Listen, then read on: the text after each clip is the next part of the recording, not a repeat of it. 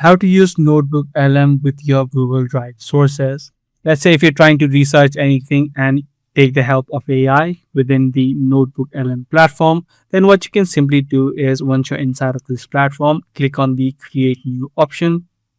Once you're inside, this window will open up. Now what you can do here is instead of the web option, you can select the drive option, as well as you can directly select any sort of files that you're trying to research on or that you're trying to ask some questions on. So you can just click on the drive option, select any sort of files that you want, click on insert, and if it is a text file, you can see a summary right here.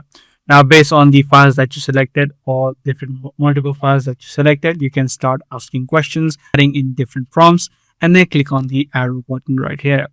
Now, depending upon the files that you selected and depending upon the prompt or the question that you added in, it is going to give you different answers. So using this exact process, you can use NotebookLM with your Google Drive sources. So I do hope this guide video was helpful to you. If it was, be sure to subscribe, share, and also give this video a thumbs up.